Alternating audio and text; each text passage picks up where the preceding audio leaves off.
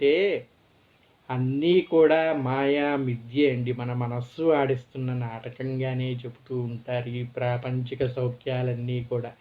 మరి అటువంటప్పుడు మనస్సు ఎంతో నిర్మలమైనది. మంత్రం ఎంతో శక్తివంతమైనది. మరి మీరు ఎక్కడికో వెళ్ళి స్నానం చేస్తేనే మీకు ఆ శక్తి సిద్ధిస్తుందా అంటే, ఆ జగన్నాథుడు సర్వాత్మికుడు. అంటే ప్రతి చోట కూడా ఉన్నాడు. అట్లా వ్యాపించి ఉన్నవాడి కోసం అక్కడికి వెళితేనే ఆ పుణ్యం లభిస్తుందా అంటే, అది మన మనస్సుకు మనం నిర్ణయించుకున్న ఒక స్థితి. ఆ స్థితిని కానీ మనం మంత్రంతో పొందగలిగితే మనం ఉన్న చోటే కాశీ అవుతుంది, మనం ఉన్న ప్రదేశమే ప్రయాగ అవుతుంది, మనం చేసే స్నానమే ఆ కుంభమేళా స్నానం అవుతుంది.